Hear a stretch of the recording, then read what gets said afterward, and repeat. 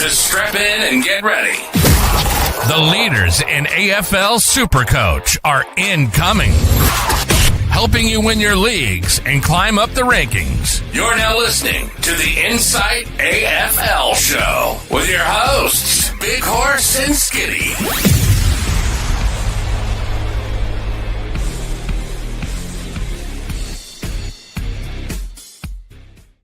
Good evening and welcome to the Insight AFL Show.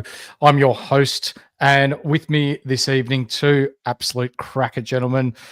The first bloke I'll introduce you to is our man Hurls. How are you, mate? I'm good, mate. I don't know what's happening here, but I've moved up into the centre. I don't know, Rookie, if that's just because of recency and who came in last gets the bottom spot, but it's different. It's unreal, isn't it? And then joining me down below, for those that heard us on the weekend, we commentated the NBL 1 together on KO Freebies and Fox Sports. It's RookieCoach. How you doing, man? Going well. Very excited to see the absolute shambles everyone's put in this week and how we're all pivoting and scrambling to make 23 players have the green tick. There's a bit going on, isn't there? Sure is. Yeah, it's unreal. There's so many trade scenarios, ins and outs that we're anticipating. Some we already know, and if you're in our Patreon, you're well aware of them. But I feel like a few people are going to be surprised this week, and some people might even be caught short. So hang around for the duration of this. We'll get to your questions. We'll go through the teams and give you our opinions as to what we think is going to happen this weekend, and hopefully help you see some green arrows by the end of the weekend. If you haven't yet, like, subscribe, bell. Here at Insight, we call it being the triple banger. But also, if you're listening to us on audio, give us that 5-star review. Gets us into the years of banter-minded, SuperCoach-minded people. Have you seen this? We got Skull, Kerry O'Keefe in the chat, calling us big swords. That's the ultimate compliment. I like it. He also doesn't know us, obviously, but that's okay. Well, he's obviously not getting us mixed up with Deadly, but that's another conversation for another day. Oh, we're going to gone to that much shit, really?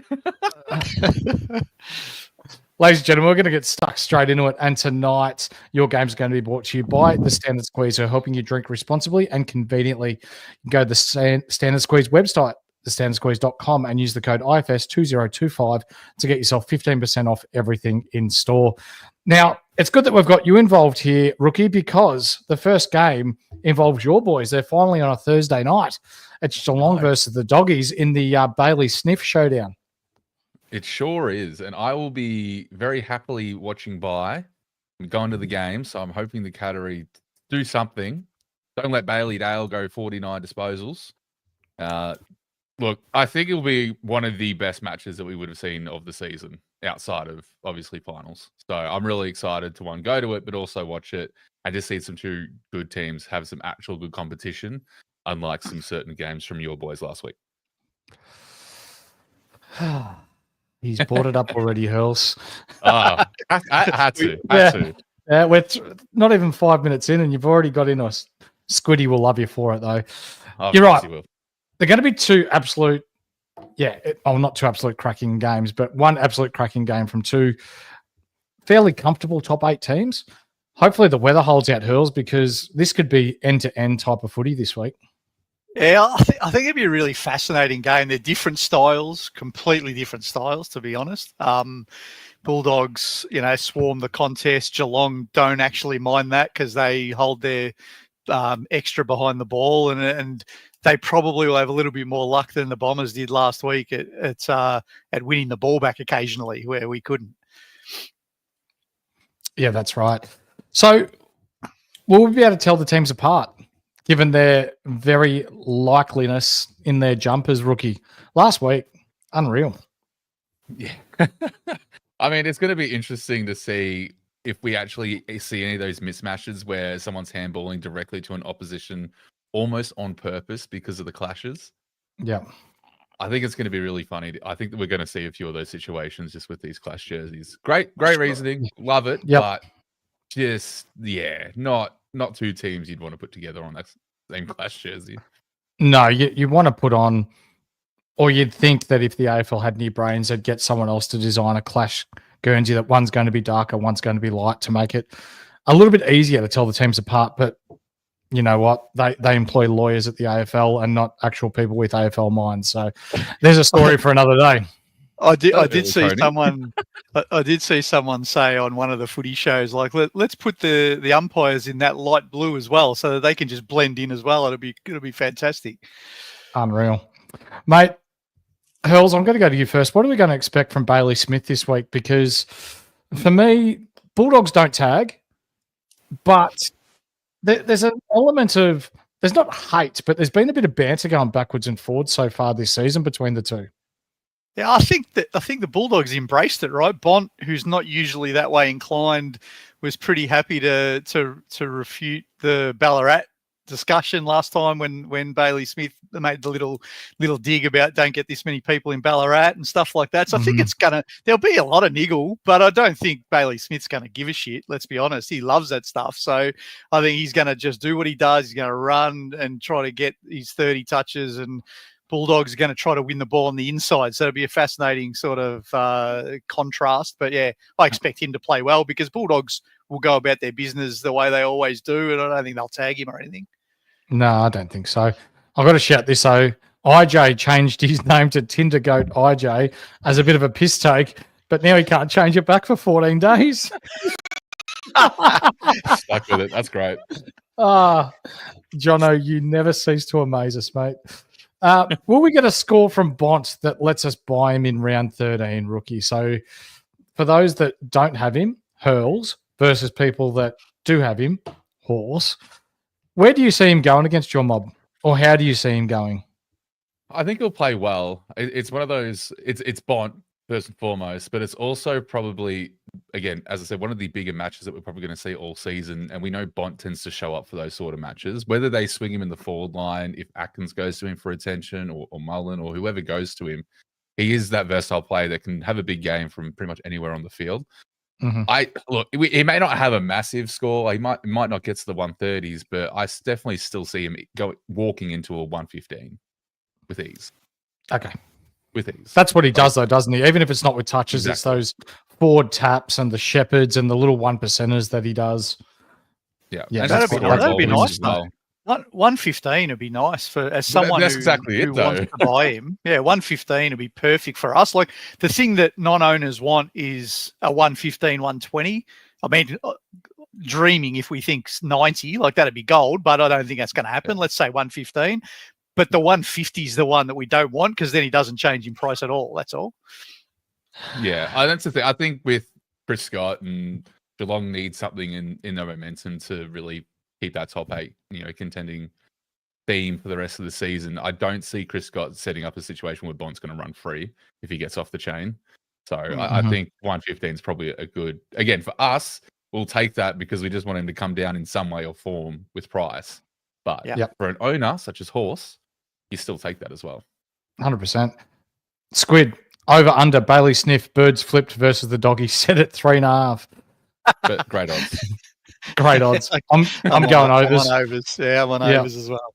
Yeah. I want to see him take a couple of bounces, kick a goal, and then just one to each member of the doggies, then a couple to Bevo and the coaching staff, and he'll be at 50 by the time. You just know when there's a sub happening, he's going directly across to the bench and just bang. Yep. We want to see a double bird. He hasn't given the double bird yet this year, has he? He's got to go the double for his old mob. Has to. Tom Stewart, though, lads, 436K. He's back this week, 130K. So we were talking about this off air before we jumped on, nearly 10 minutes ago. He could be under 400K, lads, in 2 weeks' time. He's got a break even of 129. Let's say he gets 90 to 100 tomorrow night, and then he could back it up with another 100. Would that then, rookie, give us the confidence to go, hey, this could be a D7 at under 400K, or around 400K that we could loop in if he scores well? I mean, it definitely could be. I mean, anything can happen this season, as we've already seen with the carnage so far. I think we just need to see a lot more from him to see that he can have a full stint of games back-to-back without interruption, because we haven't seen that since the PCL injury. So that needs to come through. Again, I believe that they're actually resting him on purpose because they believe they're finals contenders and they want him a part of that squad for that whole stretch.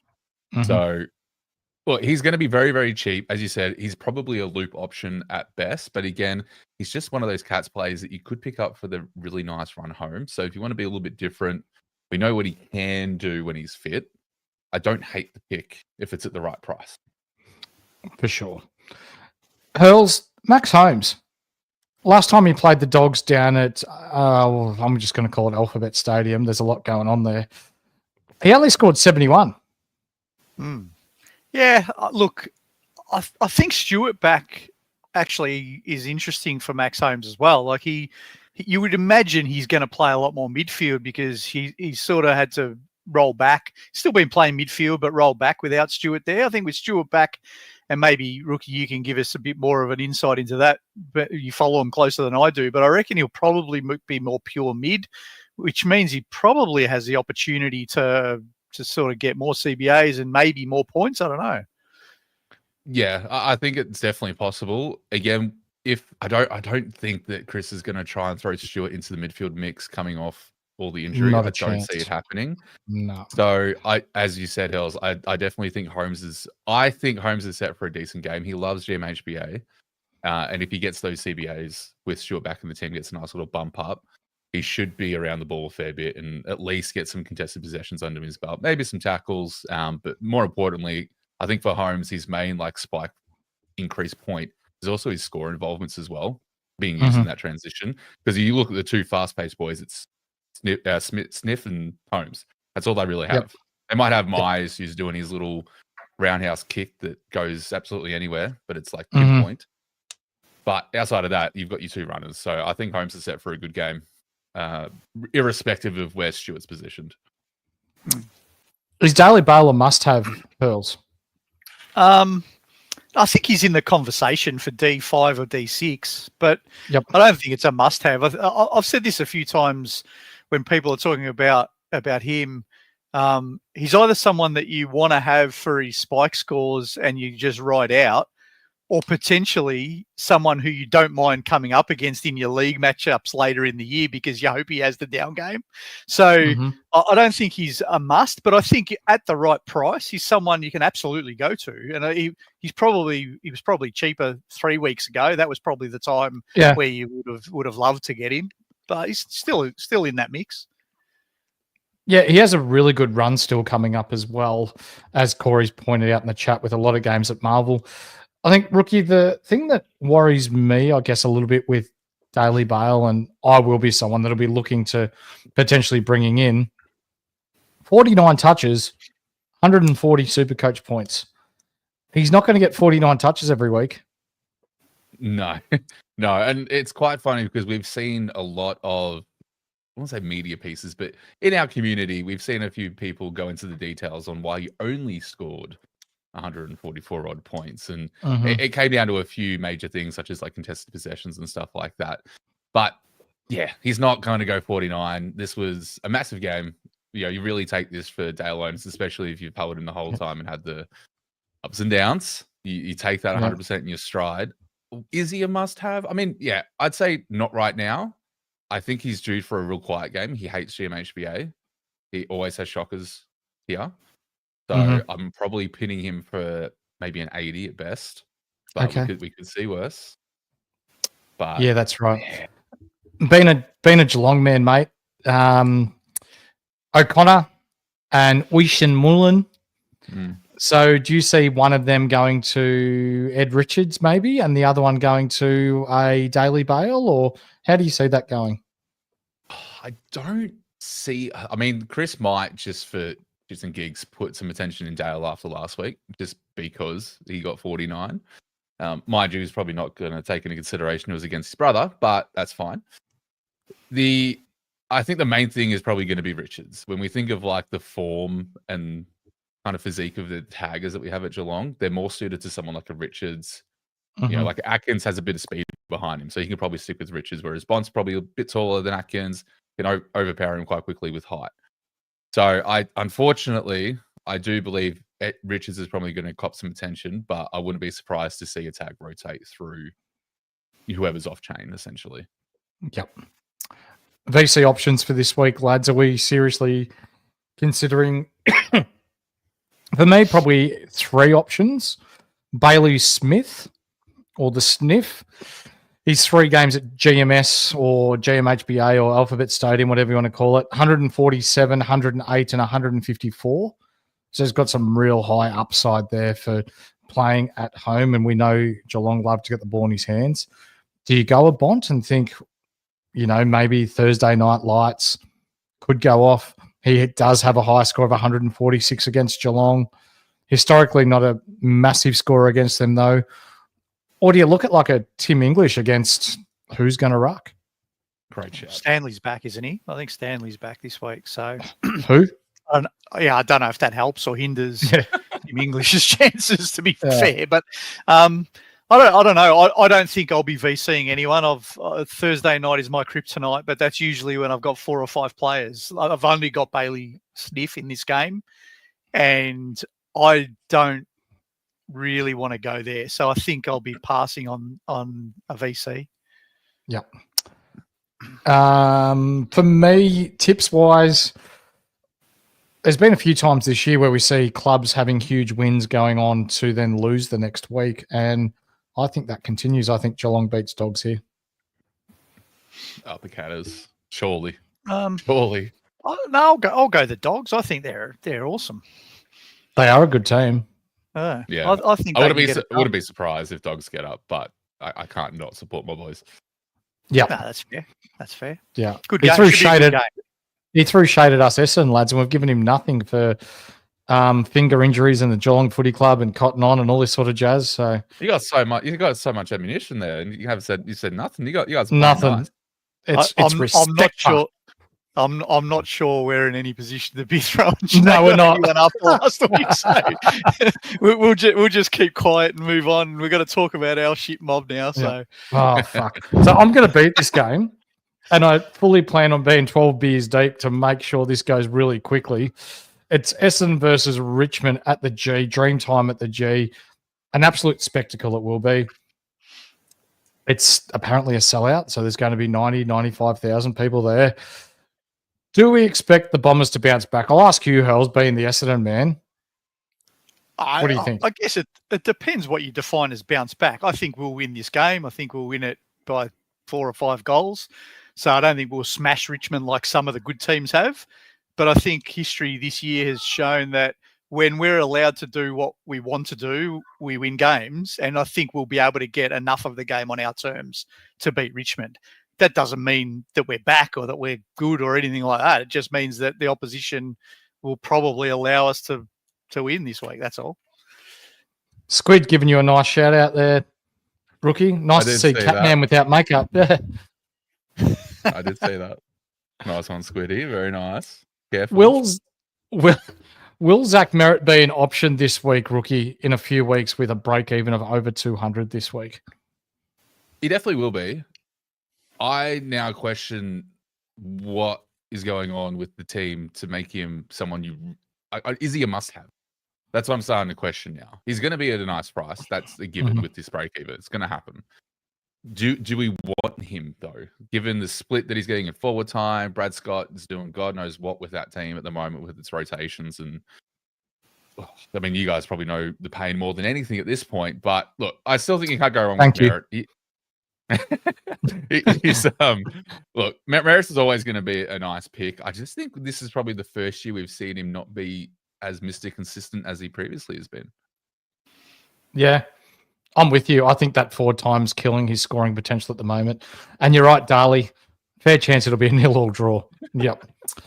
I've killed Merritt. It's my fault. I bought him in 5 weeks ago, and he's sucked ever since. But look, yeah. I think it's a trading game though, right? If Merritt's $500,000, I think people would be crazy to not think about him in round 17, but not yet. So we've got who I found to be brothers in the chat, Darley, who's sitting inside the top 700, and our man Ahmed Frog as well in the chat. Don't go too hard, boys, but in 25 words or less, I want to see in the comments who's the better brother. Righto. So a few are probably still holding some rookies in this game. Who are fieldable? So for me, I think Trainer is absolutely fieldable in this one, Hurls. Yeah, I don't mind that. He's had two. Oh, well, can we call them down games? When one of them he got subbed off, I don't know, but he hasn't got great scores in the last 2 weeks. But I think he is someone, and I mentioned last night what I'm planning to do with Trainer. I'm going to whack him at D7 with the E on, and then that will influence how I do my trades for the weekend. Yeah. So I think I'm going to take that insurance policy. I think he's okay. I think Zach Reed, absolutely. If you've got him, field him. Remember the game against Richmond last year where Ridley, I think, took 14 intercept marks. If that becomes Zach Reed this week, then you can definitely field him. And I mean, we've all been hoping and praying for a Kako spike score all year. Like I'm losing a bit of faith that it's going to come. More so because of the role he's playing. He's there for his defensive pressure first and his goals second. But maybe this is the week where he can get a bit more of an even split of dangerous forward to defensive pressure with the matchup. And maybe he does the same. Maybe he's another one to put the E on Friday night. And if you've got a loop, you can take advantage if he scores a 70 or an 80. 100%. Yeah. With rookies, you bang on Kako. Hopefully we get this spike score. But as we know, and people who are watching our podcast will now know, Archer Day Wicks will be dropped this round. Sardal Hawley will be dropped. And Angus Clark will make his debut this weekend. So that's what we know. And we will see that when teams come out tomorrow. Just on Angus Clark horse, love that he's getting his debut. I don't know if anyone has seen the video going around on socials, but he's talking to his dad and his grandfather, and that his grandfather's swearing at him, telling him not to miss a few goals. It's bloody hilarious. So hopefully he goes well, the young bloke. Yeah, 100%. And in answer to my question, Ahmed Prod goes, I'm mum's favourite. Enough said. So I'm sorry, darling. He wins. Yeah. Any VC or C options in this one? I'm going to say no. If you want to go really like left field, Nake against Goldstein could be massive. Yeah. Fair call. Very left field. I'm really tempted to go VC on merit to try to catch up some points that he's cost me over the last 2 weeks, and hope that he pulls a 160 or something. Yeah, it's almost that Lucky Bramble mentality. You go deeper into the hole. That's it. Kizza Skull, you reckon horse has got a bit of Mike Whitney about him, and he bounces back. Nothing has ever been more true. Who dares wins? Used to love that show. Next game we're going to talk about is Carlton versus GWS, Marvel Stadium, Saturday afternoon. And you know what that means. Winnie Blues is sponsored by Ryan from Astute Newstead. Use the promo code INSIGHT for all your residential home loan needs. So if you use the code INSIGHT, he will do everything that you want free of charge. Now, two teams that are really struggling at the moment, lads. Surprisingly, like not Carlton, but GWS, I actually had them penciled in for a top 4 finish this year. Yeah, they are struggling. I somehow stupidly was watching a little bit of what's that bloody show with Joey Montagna and David King before we come on, and they're talking about Carlton and comparing them to Brisbane at this time last year and saying all their defensive profile stacks up and they're going to be the ones that run. And I nearly vomited, mate. It was unbearable.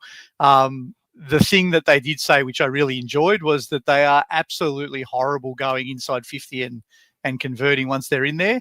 And with GWS having the great defence with Taylor and Iden and Whitfield and all of that, hopefully that continues this week.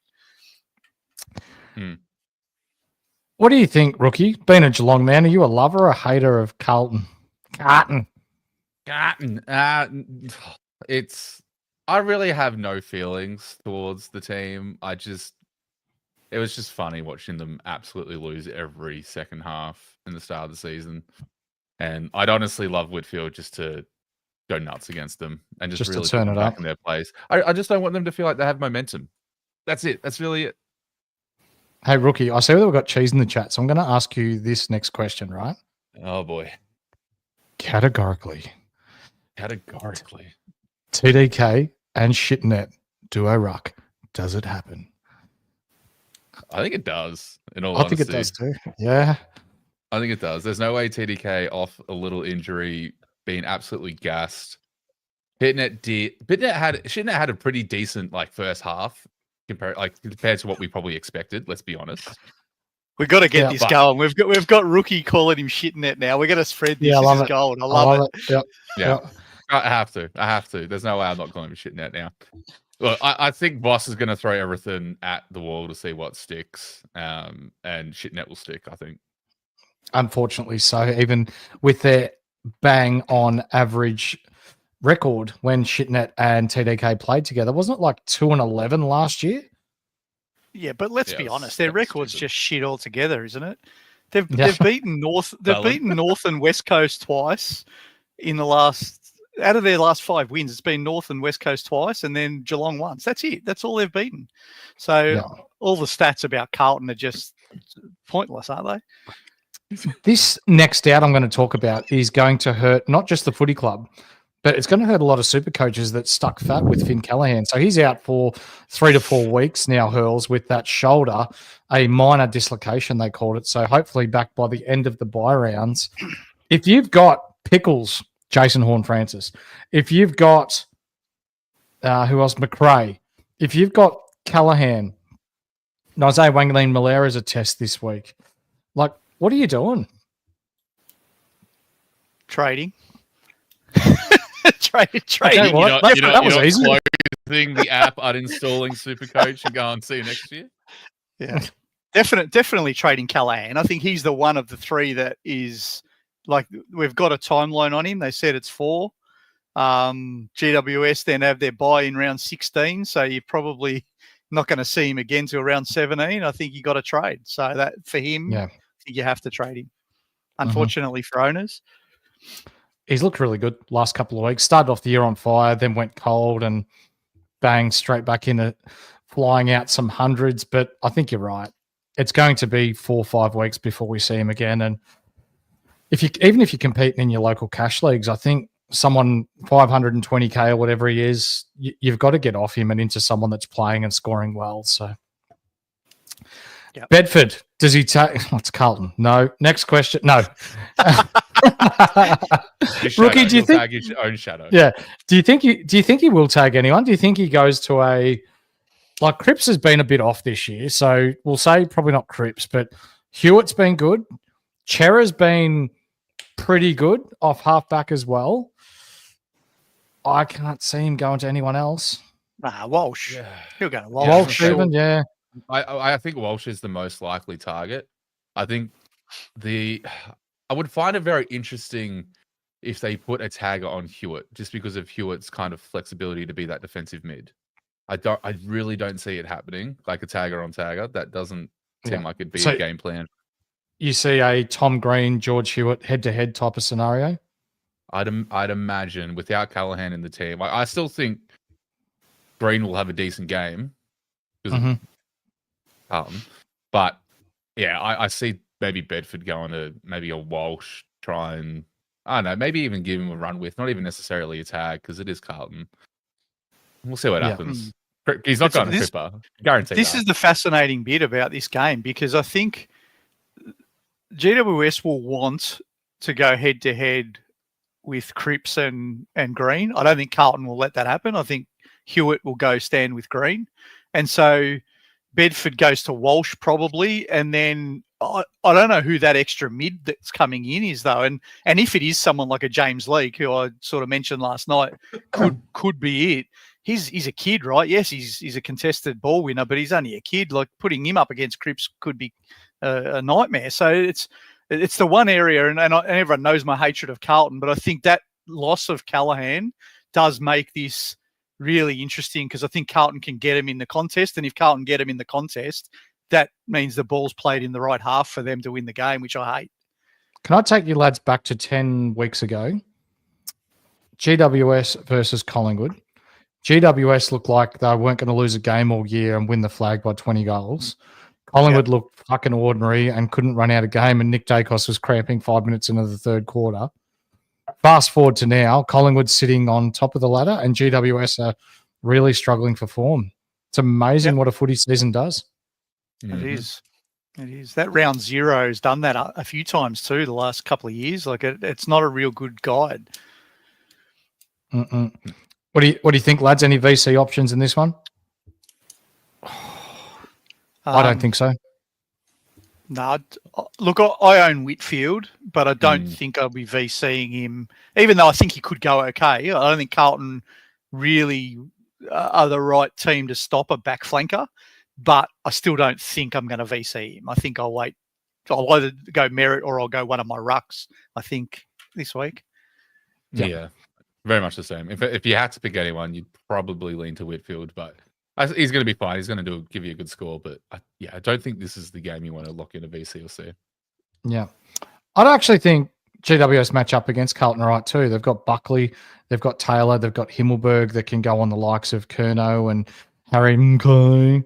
And then if TDK goes forward as well, they've got some size down there to combat that. And at the other end, is it going to be Wiedering versus Hogan? You know, you got your Toby Greens and the like. I think this will actually be a close game. And no, I can't do it. GWS. You have to say GWS. Yeah. You can't say Carlton. Yeah.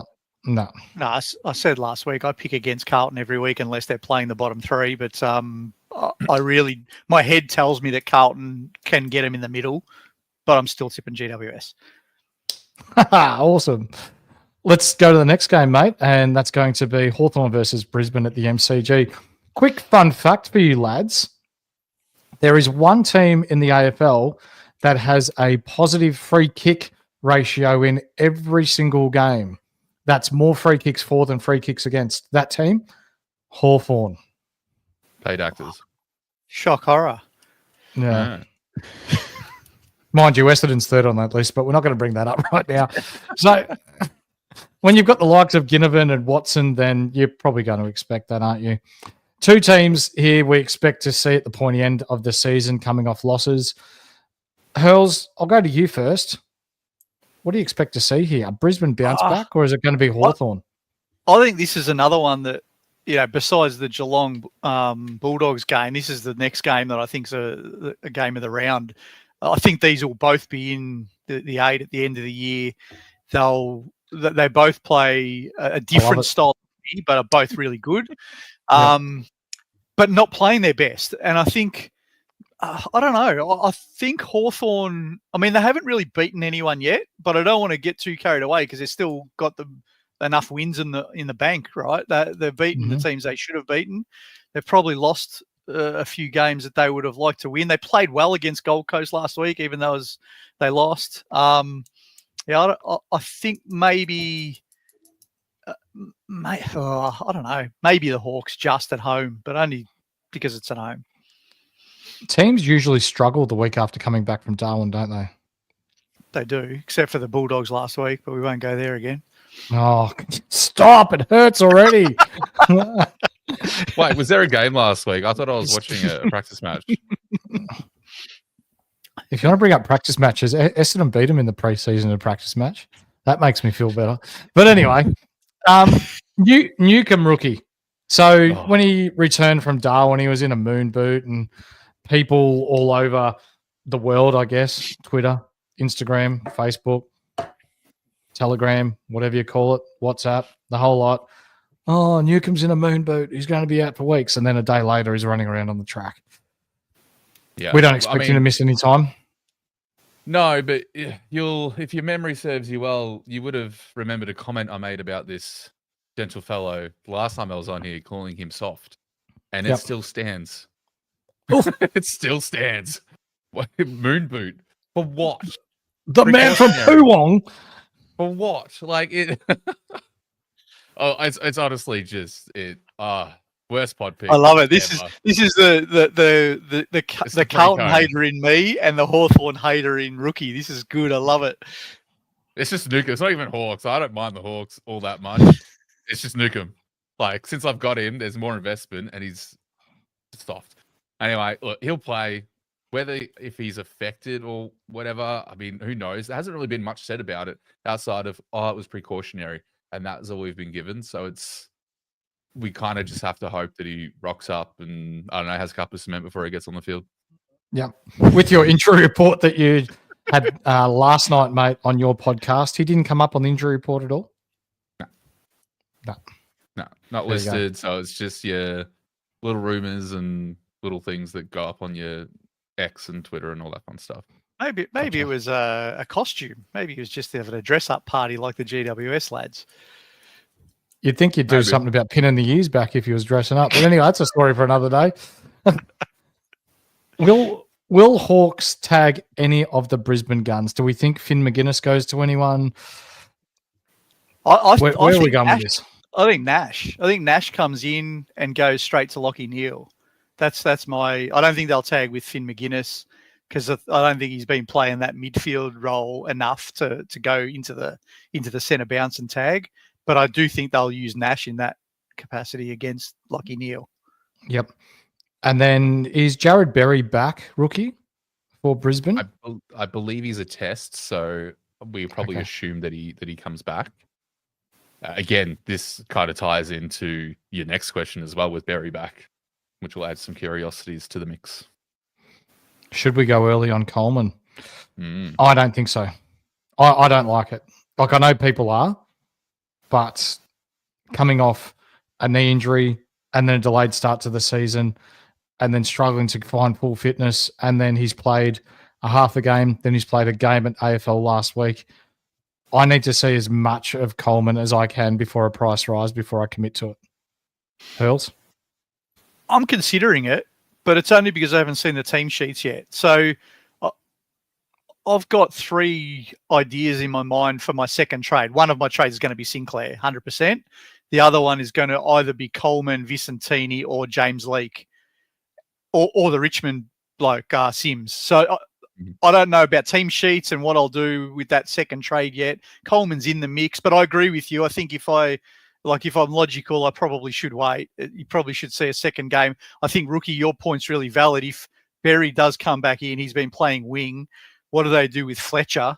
What do they do then with Zorko and Coleman? It just starts to get really busy back there, right? Domino. Yeah, I think it is really interesting. So maybe it is even more of a reason to wait. Maybe I'm talking myself into this. Maybe it is even more of a reason to wait to see what happens with Berry back before you make a commitment there. Definitely agree. I think watching that, just because, again, they had Berry out, which allowed Fletcher to go into the wing role. Again, as you said, it's going to get real busy back there, and it has to come off somewhere. Something has to change in that back line to fit them all in or make a rotation for him. Coleman might even start on interchange and just come off and be warmed up into the game. Be a rotational piece. Yep. Yeah. It may not even be the person that we think he was going to walk into, basically. Mm-hmm. As we've seen Fagan say multiple times now, he's got a winning formula in that back line. He doesn't necessarily want to change it. No. Any captaincy options in this one, lads? Or VC options if you haven't already burnt one? Definitely not Neil. No. I'll be Suitcase? Neil as well. Dunkley? No, I think Dunkley maybe. I think Suitcase might get a bit of attention too from the Hawks. Okay. But I think Dunkley is an option because he's untaggable. He'll go to someone, and that means he does what he always does. I think Zorko could go all right too because the Hawks like the slingshot from the back line, which means they probably will allow the same from the other end. So maybe he's an option, but these are real rough options. I wouldn't be recommending anyone goes here. It's just I think they'll go okay without being VC or Cs. Yeah, I think you're right. Yep. Tips, lads. I think Brisbane are going to do Australia a favour and beat Hawthorn. I hope so. I think the Hawks might get up, but I don't have any confidence.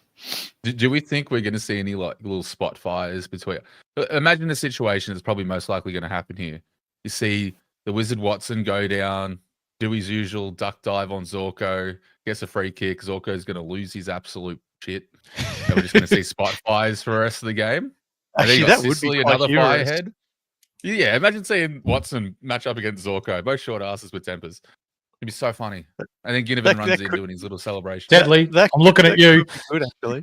that could be interesting. Actually, I hadn't thought of that, but that could be entertaining. If Squiddy's here, I want the odds on spot fire little hustles there.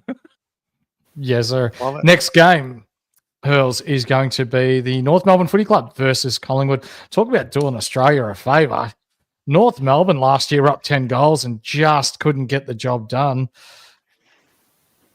What do we think?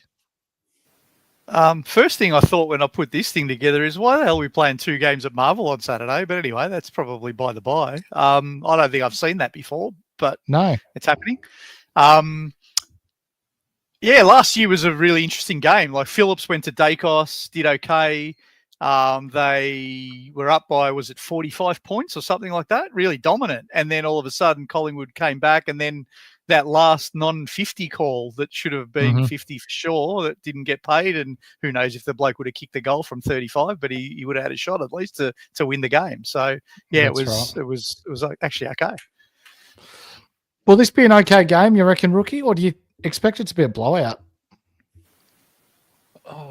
Look, I kind of want it to be a competitive game just for North's sake and to kind of bring Collingwood back down to reality. But I think Collingwood are probably going to blow them out of the water. I think the only thing here is it's going to be on the rest of the team. Like Nick Dacos, that is, has been looking pretty proppy this week. Hasn't looked too great from videos I've seen from training or whatnot. But again, this is Dacos. We've seen him have like really like low fitness weeks in training and then come out and go nuts. So I just don't. North don't have it in them to do what they did last year. I don't see that happening. I think it'd be interesting if they do they play Phillips. I love Squiddy. Tell us in the chat if you're listening, mate. Do they bring Phillips in? He hasn't been playing, but he did the job last year okay without dominating Dacos. I think 3 quarters he was on top of him, and then Dacos did okay in the last quarter when they almost released the tag a bit. Do they go that way again? I think Marvel gives North a bit of a chance to be competitive. If this was MCG, I would say how far Collingwood. It would be ugly, but I don't know that they play Marvel as well as the MCG, and so it might mean it's a bit of a closer contest. Lads, IJ, the Tinder Goat, wants to know favourite takeaway to grab. He's getting hungry. Takeaway? Oh, KFC for sure. Yeah. The skull's just gone finger-licking goodness. Awesome KFC.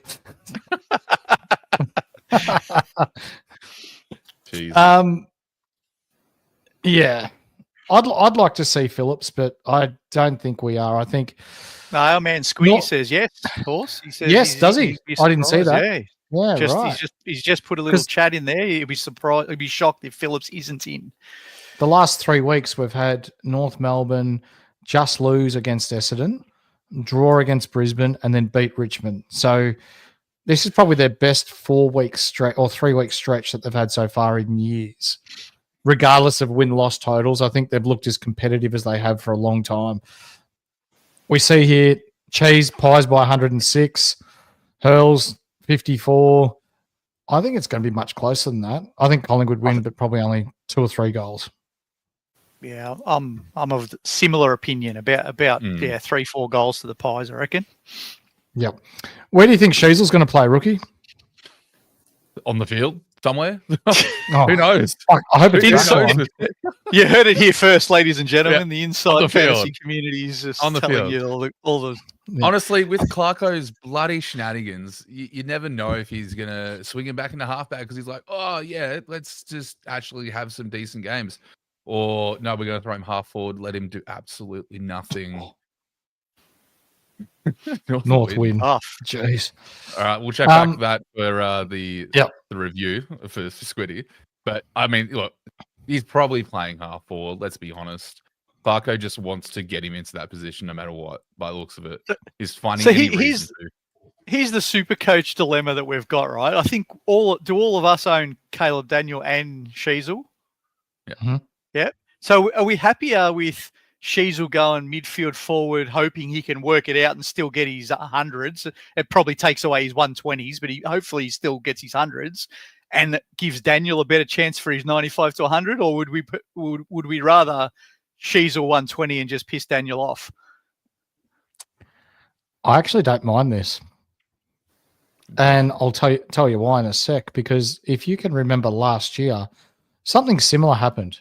Sheasel moved into the midfield and went 73, 86, kept that same role, then went 117, 119, 129, 120, 117, 141, 138, 160, 122. So if he learns to score well back in that role like he did last year, happy days. And then Caleb Daniel, keep pumping me out 95s. Happy days. Just means 2 North players I don't have to trade out. Fair call. Let's talk about the ruck battle before we move on. So we've got the North Melbourne Monster in the big helmet guy versus West Coast Eagles' next ruckman, by all reports in the media today, Darcy Cameron. How do you think this is going to go, Rookie? I think Sherry has earned a VC or C every week at this point. He just can't do no wrong. I mean, we saw the tackle count that he picked up last week as well. Like nuts, just nuts for a big man. I think Sherry will do. I mean, Cameron's no walk in the park. He's probably up there in the top 5 ruckman at the moment, and he's been pretty consistent all year.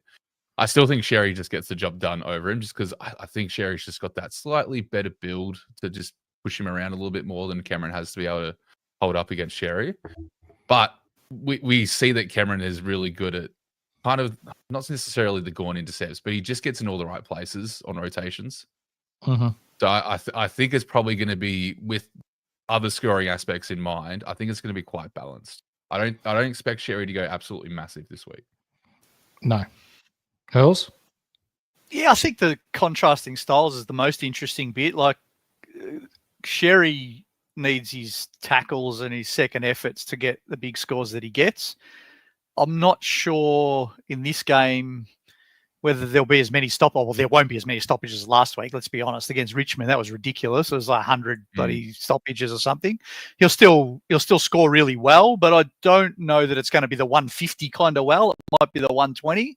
And I think Cameron gets his points from dropping back in defence and taking intercept marks. So he'll continue to do that. He won't rely on the hit outs. And I wonder whether that means that North have a bit of a plan for that. That's the bit that I'm going to be interested in. Like, as he drops back, do they send that Finbar Malley up to stand next to him or something to just create dirty footy or something? Like, how do they cope with that? Because Collingwood will want him intercept marking. North won't want that. But I don't think you'd use Sherry to run with him. You might use a Finbar Malley or something. I don't know. It'd be just interesting to have a look at that. I reckon that's a great shout. Finbar Malley to go and stand next to Darcy Cameron and just make that a 50-50 contest the whole time and leave Cherry a kick behind the play. So then you've got that rebound big, 75 out. They can just pump the ball back inside 50 and take his uncontested or intercept marks. And you've got Finbar Malley that can just knock it to ground. And, I was about to say let your small forwards go to work. But when you're talking about Constanti, Squid, even on, come on. Nah. No. Anyway, I think it'll be close, but Collingwood just. Yeah, I agree. Yeah. Let's go to the next game, mate. Doubleheader on Saturday night. That was North and Collingwood. The next one's going to be Fremantle and Port Adelaide. Now, this is interesting because for an array of reasons, and we'll touch on Bolton in a minute, but I want to talk about Pickles and Luke Jackson. So Sean Darcy, I'm going to have to go back up into the comments, but it was revealed by Ashley Nelson, who works with the Perth paper. Sean Darcy won't return this week via the waffle as he looks for a recall against Port Adelaide. So they're still thinking he might come back. The Dockers are taking a horses for courses approach when it comes to playing 2 ruckmen. Now, thanks for the shout out, Ash. My Supercoach name is Horses for Courses, so I appreciate you. That's nice. I was going to say, is that cryptic? What does that mean? That they're going to take your Supercoach team's approach? Yeah. What does that look like? Don't take my team, you'll lose. But when we're talking about Port Adelaide and Horses for Courses, that is very cryptic because Luke Jackson will absolutely fucking bath Dante Vicentini one-on-one. Yeah, probably. So why would you go with 2 rucks? I don't know. I don't know what Longmuir is doing with this conundrum. It's been a problem for them for 2.5 years. Jackson is a number 1 ruck, and so is Shrek, and they haven't addressed it. And they keep playing 2 of them. Every time they play 2 of them, they look worse, but they do it anyway. So I can't figure it out. No. Rookie? I mean, as Hurls pretty much summed it up quite well. I mean, Jackson is probably the preferred ruckman. He's got so much movement and flexibility with that role. Like we've seen what he can do with the forward line. We can see what he can do around the ball.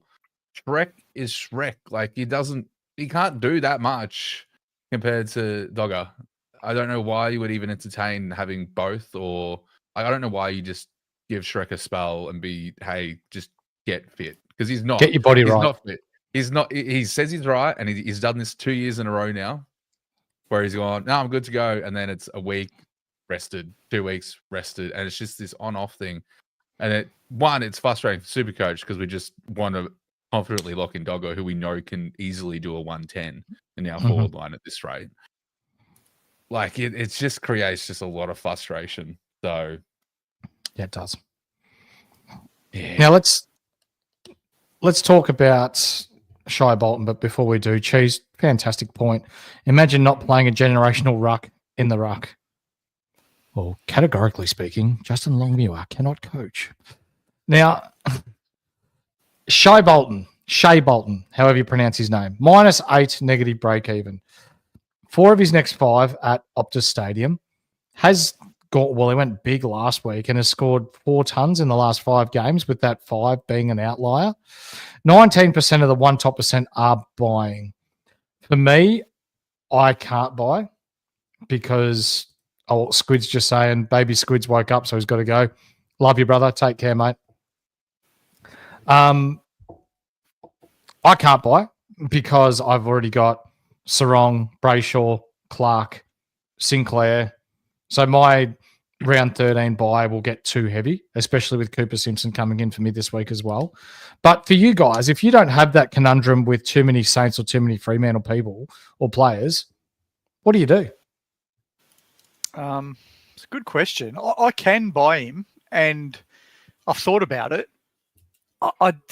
There's a lot of people buying him, right? So I looked this up specifically because I thought, geez, how many of the top 1% are jumping on? It's actually 19% of the top 1% buying at this stage. They might reverse trades, but at the moment, that's what it looks like. I'm tempted to buy, but then another part of me says, don't do it. Let this be the outlier that I want to go up head to head against, because he's going to get his 120s and then he's going to get his, he got a 5. He's not going to do that very often, but he could get 50s. And so maybe that's the kind of F6 that you want to actually go up against, and take the weeks where he's shit and you don't have him. I think maybe that's the way I'm leaning. But I understand why people are buying him for 430. I get it. For sure. Rookie, another opinion on that? I'm still a bit torn because at this stage, when we're looking at trades, when I look at bringing in players, I'm looking at, okay, I want an absolute keeper I can lock. I'm not looking at loop options, because when I look at Shy Bolton, I'm probably looking at a loop option at F6 or M8. I'm not looking at a top liner to fit M1 to 5 or F1 to 5 or anything like that. I'm looking at Shy as he's a cash grab, worst case, which is fine. That's probably the safety net people are jumping on for. Fine. But from a keeper's perspective, he's only still getting on average the last few weeks around that 45% CBA mix. And that's probably increased with Hayden Young being out. Is that enough for him to keep? Like, that relies on a lot of other aspects of his game to fall in line. I don't see that happening as well as it maybe has. But again, he's got a lot of home games coming up. So O'Driscoll due back too as well. Well, there's that too. Is that the play? Is that the play that must be in people's mind, though, where they're saying, all right, I'll buy Bolton for 430. Cash gen is difficult this year. Maybe even people who have either Pickles or McRae are going, I'll unlock 100 or whatever the difference is between the bloke I'm trading out to go down to Bolton. I'll hope Bolton works and becomes an F6. But if he doesn't, he's still guaranteed to make 100. And I can jump on, if I'm really desperate later, Pickles is going to drop another 100 later, and I'll buy him for 450 as well. Maybe that's the maths that people are doing in their head as the insurance policy, which doesn't hurt. I think it's wasting a few trades, no doubt, but it is feasible that you could do that. Yeah, I think that's probably probably the most common logic behind the play. I am probably going to predict that those people looking to do that play are going to get caught with low trades when they're needed, because they're going to get stuck with players they wanted as cash grabs, maybe a Visitini, maybe a Bolton, who maybe, Nod comes into the mix, CBAs go down, his scoring potential maxes out at 95s, maybe 80s, and you're like, oh, he's a stretch F6. Now now I'm stuck with him because I need to save trades for injuries. Yeah, That's he sounds the like situation. He sounds like last year where we jumped on, your Kerno and your bloody who else did we have? What was the North Melbourne? Was it Simpkin? I think that I picked up and I had the F6, F7 was Kerno and Simpkin, and neither of them were any bloody use to me. So anyway, that hurts. Yep, I remember that. Pickles, has he done a hammy? Has he not? Did he just sook it up because he didn't want to play against Geelong? 45% of the top 1% are selling at the moment, but having been someone that's torn many a hamstrings in the past and even been carried off in a neck brace because I tore my hamstring, funny story for another day, I can't see him getting back in 2 weeks with the way that he was chasing after or running as he was and then grabbed straight for the back of his leg, straight off onto the bench. He wasn't even subbed off straight away. They're just like, nah, you're done. You don't do a hamstring for 2 weeks when it's like that. A niggle, yeah, maybe you jog off, whatever. He didn't jog off. So I don't know what's going on there. And if he comes back too early, he'll ping it again. I'm surprised he didn't go all over again, to be honest. Yeah, and that's a great point that this happened to Rosie last year, and the same medical team said, "Oh yeah, he's okay." Well, they brought him on, and he couldn't go. And I'd be very skeptical and I don't own him, so I don't have to make this decision. I think I would be trading him just simply because he's got the round 12 bye anyway. Most people have got too many in that bye. He's going to drop a ton of cash if he is out for 4. If it's a all right, we think he'll be back, and then he isn't. He's out round 13. He's out round 14. Well, there's an extra 2 weeks of buys that you've just cost with a primo sitting on the bench. I think I'd just cut my losses and trade. And it's not even about getting your feelings in the way either, is it, Hurls? Because as those that watch the Insight Fantasy podcast would know, that we dislike Pickles. Doesn't like ice baths. His nickname is Pickles because he'd be the type of bloke that would throw pickles on the windows at Macca's and expect the cleaners to come and clean them up while he's there eating his burger. It's just scream shit bloke. But that aside, he's ultimately missing 3 weeks now. With that hammy the way it was, he goes to take, those fast twitch type of movements and goes to push off for a lead or whatever, because with a hamstring, he's not going to be able to get the fitness in that you would think anyway. So that would reduce midfield time, which then there's a lot of fast twitch movement as a forward leading up at the ball and what have you. I don't like it. And for me, I think it's a smart idea to trade him out. Yeah, I'm with you. I don't know. I guess the play, and it's all team dependent. How many of these 3 blokes have you got? Have you got Callahan, McRae and Pickles, and then you got to make some decisions? I think, I've only got one, and I'm strongly considering trading McRae. So I don't think in this case it's about whether I like or dislike Pickles, because I really like McRae and I'm still thinking about trading him. So I just think it's about the way you want to attack it. If you want to be ultra aggressive, I think you trade. If you think you're going to be short on trades later, which all of us are, let's be honest, but if you want to conserve trades, I understand that hold as well, and you're just hoping then that he is back in round 13. But yeah, I would trade personally. Rookie, what do you think the impact of Pickles out is going to have on Rosie? Do you think he plays more midfield now? Yeah, the rotations are going to get tricky because that's a big gap he's leaving in the midfield. And do they really have anyone else to play that sort of role outside of Rosie? Because I've been racking my brain on who's even close to that sort of caliber. Like Drew's not there. He's not that sort of player. I know he's had a CBA loss with the rotations that have happened. They'll probably look to throw Drew in there anyway at some point, just to help maybe give Rosie a break potentially out of rotations. You kind of get worried that maybe that halfback role isn't so safe now for Rosie, because what else support going to do? I mean, Bergman's already kind of been sent in there as a defensive mid. I get worried for Rosie owners at the moment, and maybe even those that were hoping that after his bye it becomes like their D6 or a D5 with that DPP. Does this now affect what? Well, I mean, he's assuming the DPP, but is he now going to be playing that midfield role? and copping tags again and going through the first 6 weeks that we saw of him. 100%. Cooper Simpson, Hurls. Is he a must buy this week? You bought him last week. I'm buying him this week. Yeah, I bought him last week. I want to just correct something that I did say last night as well, which I was completely wrong. I thought that you had to play 3 games and 35% to get DPP. It was only 3 games at round 6 because there was 6 rounds. It's 50% of your games. So you have to have played 6 at round 12 plus 35% in a new position. So he won't get defense DPP in round 12. So just clarifying that for anyone who was only buying for that reason.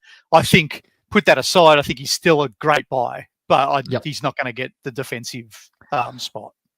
I reckon it was only 3 games last year. Do you? Rookie, I don't know. I thought it was, but I don't. I reckon that's changed. Yeah. Who's Bergman going to tag? The logical is probably Sarong, isn't it? That's the one they all go to. Yeah, I reckon he's more of a match for Brayshaw, though, isn't he? He's not as hard in and under. He's more of a runner, but that's true. I could be wrong. That's true. I'd suspect. I mean, Kingsley was the only person who decided, hey, we're going to actually tag Brayshaw. Like, that's the first real tag that we've seen for Brayshaw. Is it kind of the change of the motion now, where we're seeing almost the reverse pattern from last year, where we had Brayshaw had a slow start and then went bang. The Wrongs had a bit of a slow start this year. Is he now about to go bang with his home stretch of games? Brayshaw's outperformed him massively for SuperCoach, but also just from an AFL perspective, enough where he's going to be like, hey, he's an actual threat. We need to nullify that. And I tend to agree with you, Hurls. I think Bergman's more of a runner, more of an inside clash type. Question. I didn't see that game at all last week. Did they play both Bergman and Drew in the middle? I didn't see it either. We were commentating.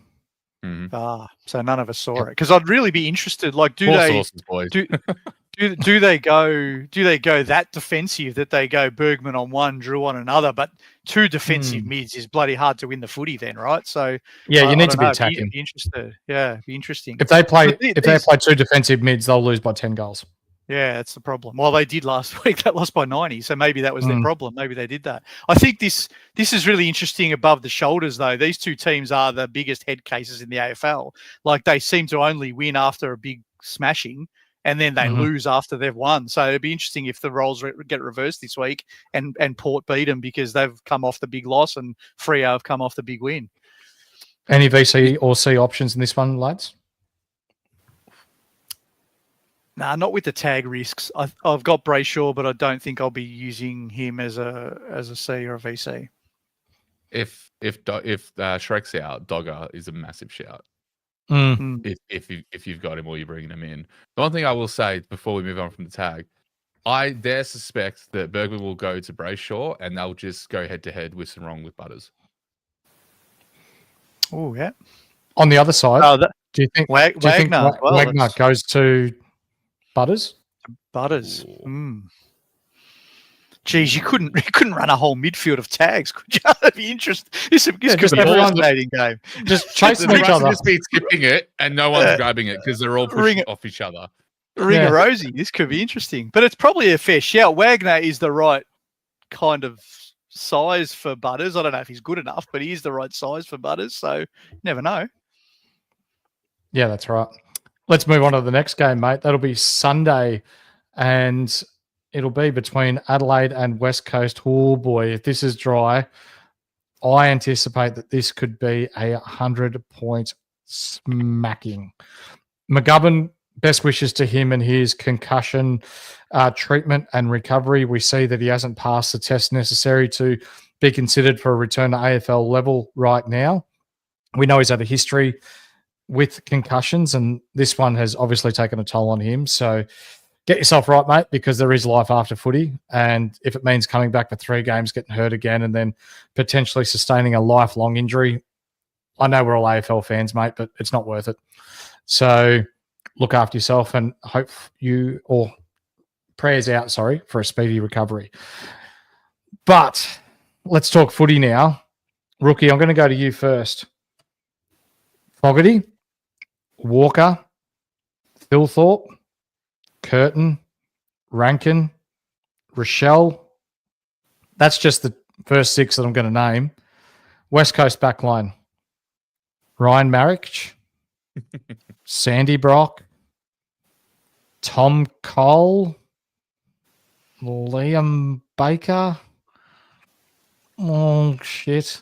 Harry Edwards, he's in there. Yeah. This could be really ugly.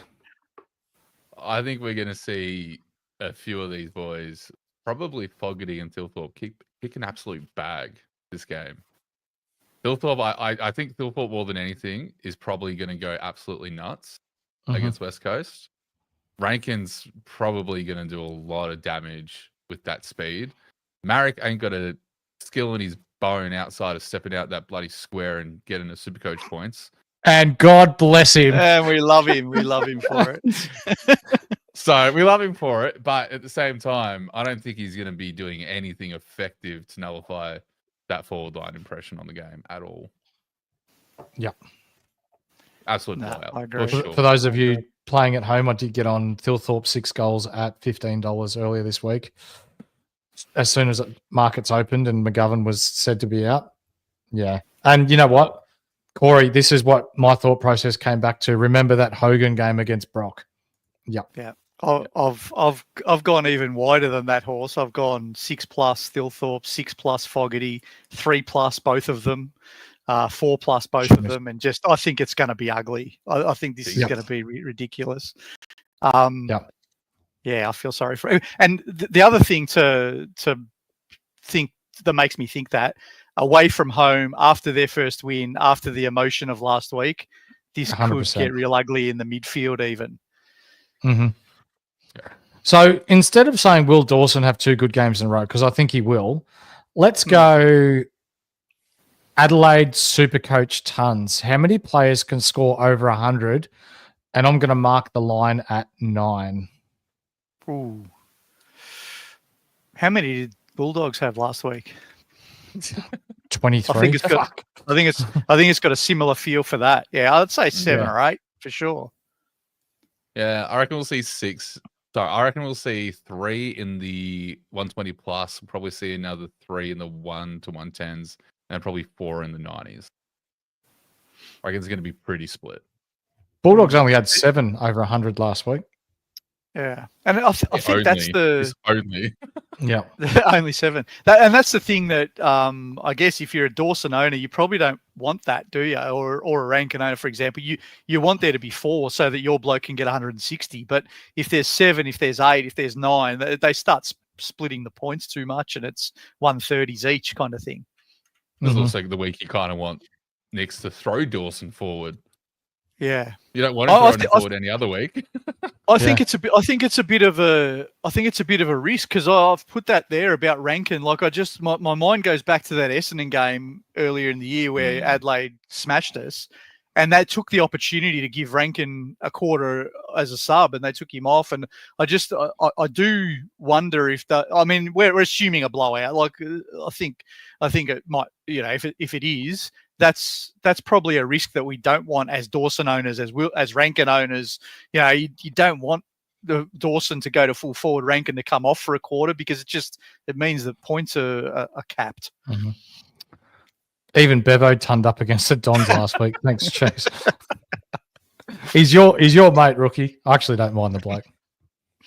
Yeah, mate's a stretch, but we'll go there. We'll say acquaintance. Is it time to sell Hewitt even though he's getting 56% CBAs? I really like this because you talk your rookies at the moment and around the same mark, you've got your Trainer, you've got Cleary. Bias is a little bit more expensive, but out of all of them, is the most SuperCoach friendly role, but the bloke that's doing the absolute least with it, Elijah Hewitt? Yeah, I put this question in selfishly because my obvious trade out this week is Hewitt. He's got a break even up in the 80s. He's at 290 something thousand, so he's made enough cash. But when I looked at roles, which I always tell everyone, look at role, not scores. He's got the role, but I don't know. Maybe I'm overthinking it. Maybe you just go, all right, don't worry about it. He's not scoring. He's got enough cash made. Move on. But yeah, he does have the role.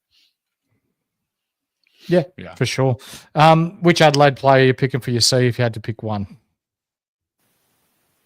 If I had Dawson, I think I'd go him, but I don't. And I'm not going to go Rankin because of the sub risk.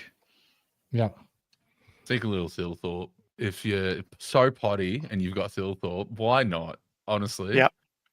Why not? Like it's the game that you're probably going to throw a captaincy on a key forward all the year. Let's be honest. Yeah. Yep. Saints haven't played yet, so if you've got Thilthorpe, even VC him, and then you can go Boyd as your loop, that would be bloody gold. And to even touch back to Hewitt as well, and this kind of goes for all the rookies, and you guys touched on it very clearly. Has the role changed? We're getting to this point where we've only really got Simpson maybe on the horizon. We want green ticks. We want warm bodies. Has the role changed? If it hasn't, don't trade him. Don't force a trade out to, a Simpson, not to a Simpson, but to even a Sims who's averaging 40, 45 at the moment. Yeah. Just for cash, I wouldn't do it. I think Hewitt's role is still solid. We know what he can do. Points are going to go somewhere in Eagles. But points are going to go somewhere. Yeah, Marich, when he steps outside that little square box that he kicks from. That's it. and West Coast have got to have a certain... Oh, well, there's 3,300 points to be given out in a SuperCoach game, right? Marich could have 1,000 of them. That's fine. This is what we hope, that there's a fair few behinds kicked, right? Because Marriage will get a massive score. Maybe he's the VC option. If there's a lot of points kicked, if the ball's living in their backline flat out, and he's their designated kicker or the one getting the cheap kicks around the back, it's the Shannon Hearn role. We shouted this out a long time ago. He could be a 120, 125 this week. Yep. I think it's feasible. Anyway, let's move on. We'll go to the next game, which is between Melbourne and Sydney at the MCG. It's got Max Gawn in this game to go 181, lads. Ridiculous. So I'm just leaving the C on at the moment because it makes my projector look better, but there's no way he goes 181 against Grundy at the MCG, is there? There's a world.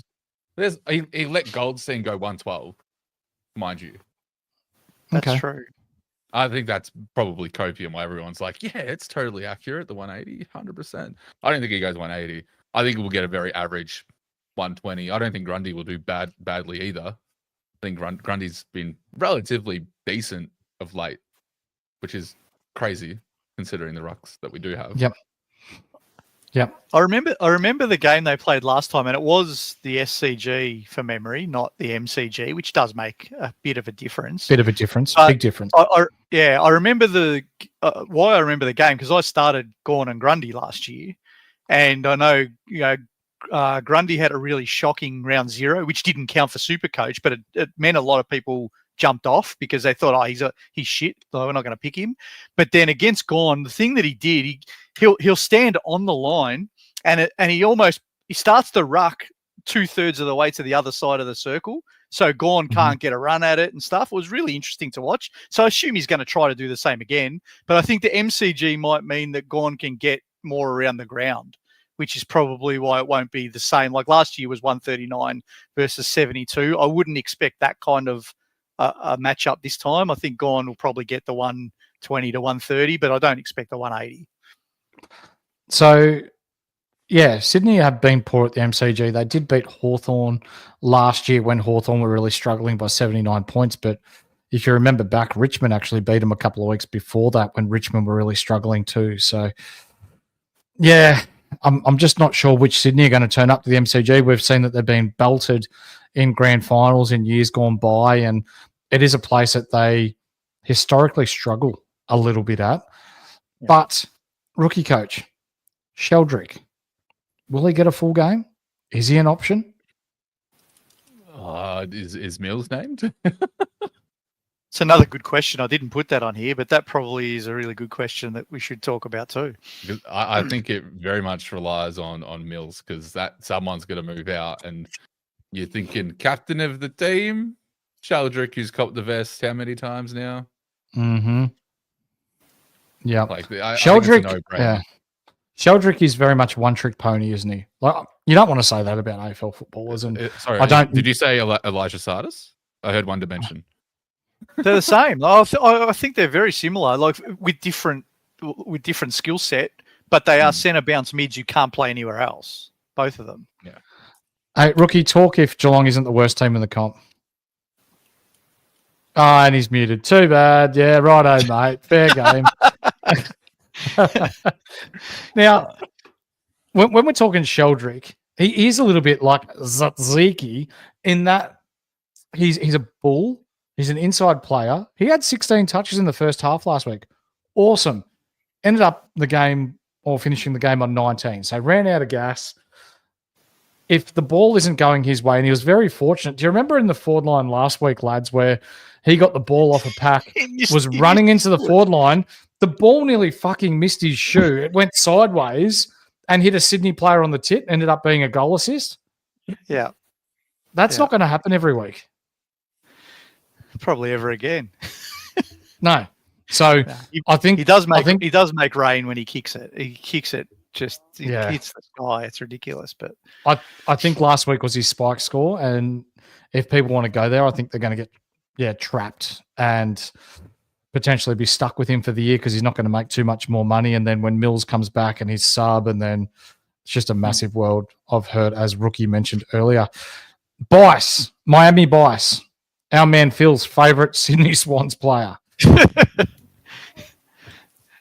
He loves him. He loves him. I want him to play, and I want him to play well, just so Phil can talk in the chat about him, because he doesn't want him in the team. I think this matchup is one that suits both him and Roberts. Melbourne are very easy to score against for those designated kickers. The space of the MCG should help both of them as well. And so I think there is a world where, like, Bice's break even, I think, dropped this week. He dropped 20K, but he's at break even also dropped to 85 or something, or 82. I think he could get that. And so I think there is a world where you could hold him. 84. It is now. 84. There you go. Yeah, I think there's a world where you could hold him and expect him to do that there at the MCG. But then there is a world where he gets dropped. So you have to wait for team selection, etc., as well before you make that decision. For sure. And you just touched on Matt Roberts. I think it is an absolute hold for Matt Roberts against Melbourne. Melbourne are a easy matchup for halfback flanks. Your C options in this one, it's just going to be gone, and gone. There's a few in this game that you could probably take a risk on as well, like a Petrarca against that Sydney midfield. If you really want to go, unique pod kind of captain or vice captain, I think he'll have a great game. I think Heaney will Oliver go to Heaney, you think, or will he go to Warner? Nah, Oliver's not. He won't go to Warner. No way. Nah, no way. Yeah, so maybe Warner's the explosive guy that you could even have a crack at if you wanted to. Like Melbourne bring Viney back probably this week too. They become, although they're both good players in name, having both of those in the midfield, I think maybe exposes them on the outside a bit. So maybe a Warner is a perfect kind of risky captainy kind of pick this week. Yep. Rookie, you want to add to that, mate? Yeah, no, I think Warner's a decent shout. Tracker's also a good shout as well. Yeah, I think the Oliver attention is just going to stick. So, and he's probably only suited to Heaney at the moment. There's no way he goes to Warner or keeps up. So, a few options, but I still think Gorn's safe. And at this point, you're wanting a safe captain. Yeah, that's true. Still, that's true. Like at this point, at this stage, you still just want a safe score in case your VC failed. I don't think you can go past Gorn. That's true. And I think the other Lockie Bramble responsibly, if Oliver does go to Heaney, Heaney's going to push forward a lot. So goals for Heaney would be worth throwing in multis. Yeah. From what I hear, Lever back this week as well. Yes, as well. Yep. Let's move on to the last game, mate. St Kilda versus Gold Coast at Marvel Stadium. I think this is going to be an absolute shit show, lads. I think it's going to be a Ross Lyon masterclass in how not to score. And it's going to be one of those 55 to 52 type score lines. Yeah, I think there's a chance of that because it's Marvel. Gold Coast should win this so comfortably. They should be too classy. They should just get the ball. Noble and Rioli off that back flank should just absolutely dominate. But Marvel makes, like you've said, and a couple of weeks ago when Saints beat Freo, that inner and outer ring that they'll do in that centre bounce does make it a bit harder to get away from. But without McRae, maybe that's harder to do. I don't know. It will be a bit different because it's at Marvel. Philippou, rookie. Is he an option? I really don't know how confident I am that there's obviously going to be opportunity with McRae. That's a given. Steele is going to probably pick up a few of the points. Does Philippou get thrown in there to the deep end again after he pretty much did that, but then got flown out of it? Like he had the opportunity to really do some decent stuff and was okay. Wasn't great by any means, but then he got pushed out of it again. I still think he's fine. If you need a semi upgrade, or maybe you need to get a green tick on and you don't necessarily have any other options, you've already got a Simpson and you can make a Philippou happen. I don't hate it. I still think it's fine. He'll probably come good with McRae up for, you imagine, 3-4 by the end of it, essentially. It's just, the real question is, if Naz plays along with Sinclair, do they now get more midfield minutes? Is that the rotation instead? And they keep Philippou forward? That's 100%. More of the rotation there. Because I feel like they've got a few backmen that can fill a gap in the back line rather than someone in the mid. So yeah. Interesting you say that, because I reckon Philippou looked short of a run last week. And they brought him straight back in. He didn't play any VFL. Straight back into the ones, and I don't care how good you are, it's always going to take time.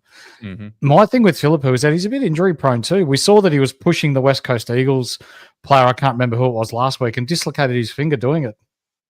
So, like, if you can trust his body and being able to stay healthy, then I think it's a play after the buys. I don't think he's going to dramatically increase in cash or any of that sort of jazz. He'll get his legs underneath him. He'll play 2 more games. He'll have a rest, and then he'll be good. So for those that went early last week, awesome. Good on you. I think he will come good eventually. But if you don't have him, I think there's better options this week. Yeah, I'd rather buy him for 400k after a couple of good scores than buy him for 310 now and suffer through 50s and 60s. 100%. Yeah. Like, just wait. Agreed. And if he's an option after round 17, bring him in as your F6 or something then. Should we be buying Matt Rao, or prioritising Nando's or Tuk Tuk? What do you think, rookie? Where are we going? Look, Sorry, Rao, if you don't, yeah, that's all right, Hills. We'll get you. We'll get you. It's Rao's a roller coaster. It really depends on your team structure. If you don't have roller coaster players and you got more safe picks, like maybe you've got a Josh Dacos and you've got a Tuke already, or you're more ones that don't have the ceiling but also have a really safe floor, you probably could take a punt on a Rao because he's probably a flex player just in case he has a really poor score. He's very, very cheap at the moment too. So cheap. He's very, very cheap. So I don't hate the pick. I've toyed with it, but I've got enough roller coasters. As I said the other night, my team is full with adrenaline junkie roller coaster riders. And I'm not interested in adding one more in Rao. So, but hey, if you got room for a roller coaster player, he's a cheap one like Shai Bolton that I think you could get in. And they both Bolton and Rao have pretty friendly buys. Yeah, they do. Really go wrong. Hurls, I don't know about you, mate, but out of the 3, Tuk Tuk's probably the most consistent. Nando's is probably the one with the highest ceiling, but we've seen this far. He's improved his floor as well. Yeah, I think. Look, I would probably go Nando's of the 3 because I think he has the bigger opportunity to get the 160s, and I think he's proven this year that his floor's okay. So I think he's the one I'd probably go to the 3.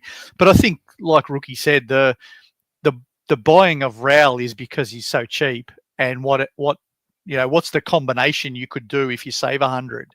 But it depends what you want. If you want someone who's going to compete with the top 8 mids, then don't pick Rao. Pick one of the other 2. If you want someone who can sometimes compete with those top 8 mids, but saving 100 lets you buy like Whitfield or something like that, and you're going to put your safety in a different line, then I can understand that sort of logic as well. Yep.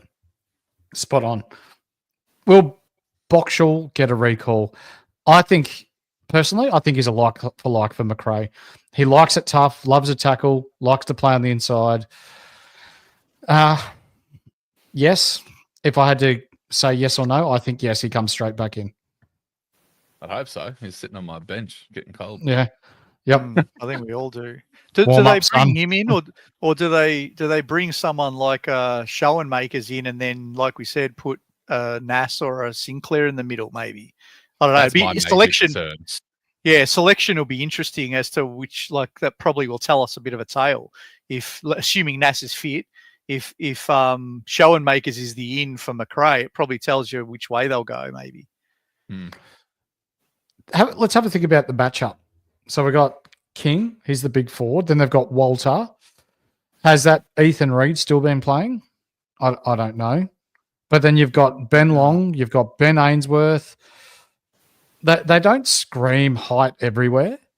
So maybe it is like I don't like the Aaron Showy make and pick, because you can go Callum Wilkie to King, or you can go Caminiti to King or whatever. They're your two bigs down there with Jimmy Webster, North Melbourne's favourite son. And then you've got, who else you got down there? Stocker, Stocker's injured at the moment, sorry. Who else they have down there? They've got Wanganeen Malera, they've got Sinclair, they're their designated kickers. Is it Ryan Burns? He's the other small defender down there, rookie? Plays a bit of wing. Hurls? Yeah. A bit of wing, Burns. But I think that's the point. Like, Schoenmaker's not an option if you're playing Nass and Sinclair there. But if you're using him as the designated kicker and moving those guys into the middle, that's where you probably can go. I don't know. I think they're vulnerable to tall forwards no matter what, because without Dougal Howard down there, they're struggling for height. So I think Ben King could get hold of them here, and so could probably Jed Walter, regardless of what they do at selection. But they have to make it ugly. Like you said, they have to make it a 55-60 game. Otherwise, they're going to get blown out. Dougal Howard, did he come back last week? No, he's out. He's hamstring. He's out for 6 weeks. Yep. Yeah. There you go. Good shout. Who's holding or trading McRae? Got scenarios in my head where I do both. I think I'm leaning to trading, but only because I want to be aggressive, and I have 8 forwards in my squad. Yeah. If I had 5 forwards, I probably wouldn't entertain trading McRae at all. But because I've got both Warner and Track sitting in the middle at the moment, I think I'll trade McRae out. But that's a bit. It's only a bit of a. I'm not 100% certain on that yet. We'll see how we go. What do you think, Rookie? Yeah, I think there's a case for both. This one is really team dependent. I think irrespective, I have a bit of a hot take. I think McRae's probably not around the mark with what he was at the start of the season. Like that 160 is probably a bit of copium for all of us owners. I'm with you. So I am probably, irrespectively on whether I want to keep him or not, I'm probably still trading out of him regardless. To even try and mainly fix some buy structure a little bit, but also try to grab either another sneaky pod in the midfield and just continue my riskiness for the year. I don't know why I'm doing it like this. It's so stressful, but it's so fun. But the alternative is McRae down to a Shy opens up a lot of cash, as we said before. And look, Shy is probably around McRae's mark points-wise at this point. Has the same feeling, has been probably more consistent than McRae over the stretch of it for the moment. Shy's got a better run with home games. Like I dare say McRae to a Shy might actually be a net positive by the end of it. Yep. Fair shout. The last 6 weeks, Hurls, the last 6 weeks, 4 of those weeks, McRae has scored in the 70s. Yeah. That is not top 6 forward line material for me. And on that, he's still 520K. You can spend 20K and get to his mate Jack Sinclair, who is a top 3 defender. I think that's if you don't have Sinclair, go your hardest. Spend an extra 25K and bring in Noah Anderson. Save 80K and get a Shea Bolton. You know, or Yeah. I think there is options where you can get off McRae now. If I had to choose between picking Pickles or, holding Pickles or holding McRae, I'd actually hold Pickles. Yep. Spicy. I totally agree with that take. I think Pickles is around the mark for top 6, a lot closer than what McRae is come season's end.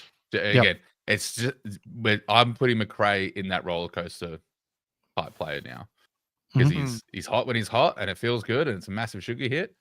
But when it's not, I think we've just made excuses for him and we've just gone, oh, but it's McRae. We paid nothing for him and yada yada. And he's a gold class name in SuperCoach, so it's hard to get mad at him. But nonetheless, I think the horny man hold's probably going to work out better than McRae. You can tell yourself any story, right? This is the beauty of this week. Oh, that 100%. I think all of us coaches are going through the same scenarios, and you can try to have a strategy no matter which way you go. You can go, all right, am I unlocking cash? Am I going up? Do I hold McRae knowing that so many are jumping off and knowing that he can be a top 6? Not saying he will, but he could be. And having McRae as a bit more of a pod in the run home might be of value. So I think there's so many variables this week that it makes it even more interesting for the final teams.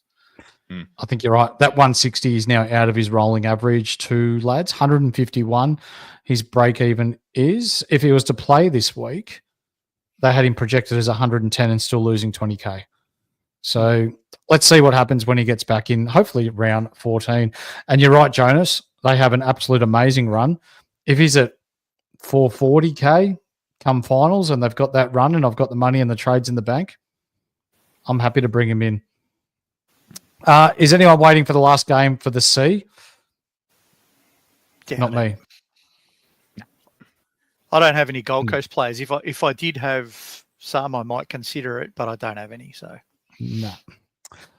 You got your next slide up that you normally do? Because normally I jump straight into questions, but there it is. Trade plans. Trades. Good of you to remember it this week, Horse. We're getting there. It's good. I don't even have any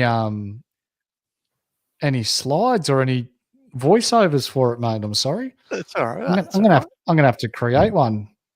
Oh, here we go. Inside. It's time for some news from around the league. That'll do. All right. You go first, Hurls. Your trade at the moment. I am at this stage trading out McRae and Hewitt, trading in Sinclair and one of Vicentini, Coleman, Sims, or Leak. But I don't know what that second trade will be. It'll, like I said last night, I'm going to look at Trainer's score first before I make that final decision as to whether I want to keep Trainer's score and then go with a Vicentini Sims in the other half of the field, or if I don't want to take Trainer's score and then I might want to bring in a Leak or those kind of guys, or a Coleman. Rookie, which way are you going?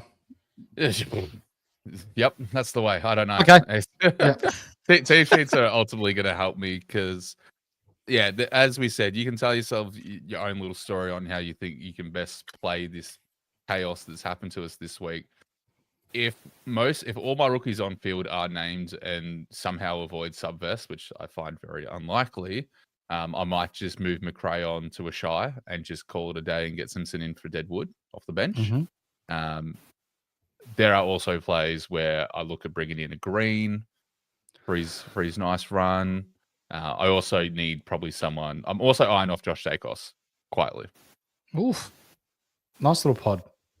So for me, it'll be McRae out, Sinclair in, Caden Cleary out, Cooper Simpson in, bank the cash, upgrade next week. All right.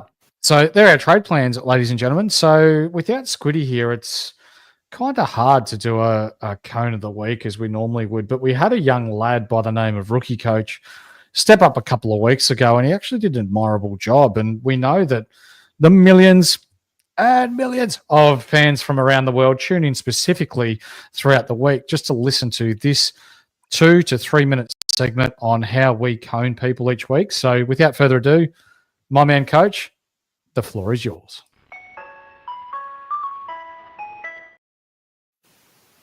All right. So we're going to get a bit ridiculous here. I'm not going to be able to hear you fellas. So just give me a minute. Oh. All right. Oh! Jonas, Those on my channel will know this infamous hat. We're getting wild with these conings. Oh, no. Why not Jonas is start going to with be the Bombers? all over the Because there are screen. two reasons. The first cone is going directly to Brad Scott. Why are you subbing Al Hooley out of the game when 23 of other players could have been viable? Your captain Merritt was also viable to be subbed off. You boys were so trash. So trash. Keep Al Hooley on. Let us get some cash down on our benches or on our field, please, and stop trying to run 3 rookies. There you go, Jonas. You know exactly what's up. Brad Scott gets a cone. Weak as piss. Do better. Also, to the Dons in general, how the hell do you let Dale get 49 disposals? Like actual cones on a field. It was a practice match. Dale should not be a person that is able to get up plus 30 disposals, let alone 49. The whole Don squad. I'm talking coaches. I'm talking development. I'm talking assistant. I'm talking runners, water bottle fillers. The whole squad. Weak as piss. Do better. And speaking of Bailey Dale, we're going to jump to his teammate. Now, this one is in honorary of Squid and was suggested by the man himself. So, let me just get it up because Squid was very, very clear on this. Bailey Williams, I believe, stopped Dale from going from 49 to 50. Decided to play quite selfishly. Oh, he did, didn't he? Clear play to be able to get him to 50 disposals per game. Now, he decided to play selfish and not pass him the ball. For Dale owners, very, very sad times. He's not actually getting a cone, though, because Bailey Dale doesn't deserve 50 disposals, so we're going to bypass that one. Sorry, Squiddy. Gone rogue on this one. Look, we've seen injuries. McRae, Horn Francis, Finn Callahan.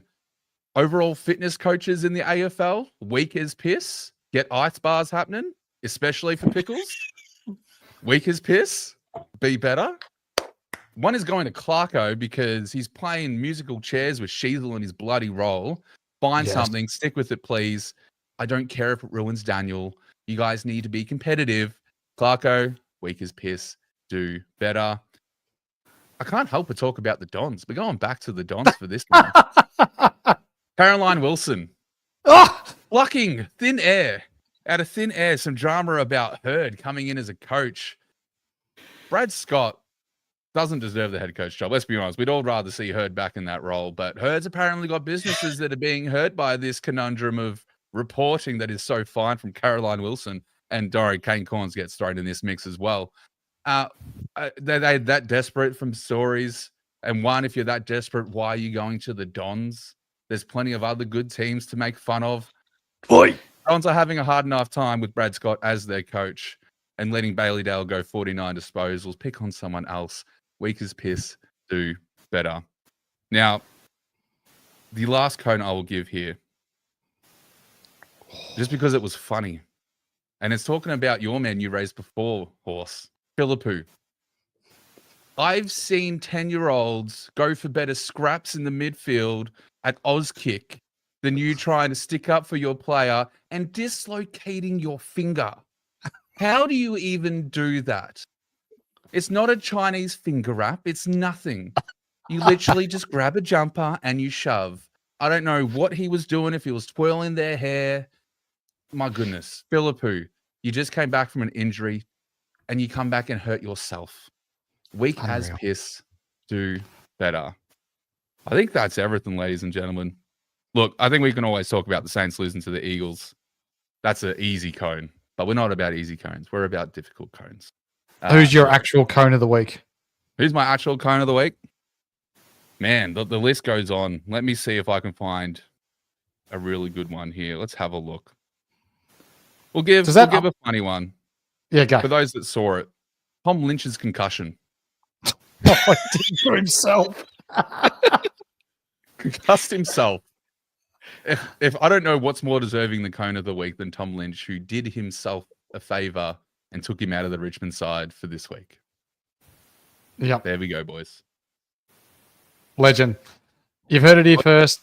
but it's more It's of a- a Massive shoes to fill without our man Squid, but we think Rookie Coach has done pretty well this week. So you've heard it here first. Tom Lynch is your cone of the week. You know who else should get a shout out there before we get into some questions? That footy umpire that embezzled $8.7 million out of his fake business. Did you see that this Arvo? I did see not. it. What happened? hell. He didn't rock up to the court or something, and they've put a search party out for him or something. Actually, I'll give him some love because only the toughest get bumped in an area that isn't your head, and you get put in a neck brace and carted off a field. So I'm on his team for that one. fair enough. Parnell, that's his name. Yep. All right, we're getting into some questions. I've got to find the thing first. It's question time. Let's answer your questions for the week ahead. Been a busy night, ladies and gentlemen, so I'll try and filter through these before we knock off for the evening. Everyone feel free to join my hate party on Saturday watching Pies lose to North. Hope you're right. Hurls really liking this new haircut. Someone get the man some standard squeeze merch. You're right. I'll have to sort him out. Need a hat. I'll give you some of these, Hills. Hurls gets the girls. Yes, sir, Mrs. Hurls. Ed Richards could go to Mr. Sniff if Bevo wants to be Bevo. I think Ed Richards is too deadly, isn't he? Oh, not too deadly, but too dangerous to go to Bailey Smith unless they want to try and hurt him going the other way. I don't see that happening. No, only if they want to shake hands at the start and go their separate ways. Yeah. Yeah. Horse getting carried, episode 593. Jeez, that's stiff. Especially from a bloke that's 5 foot if he's lucky.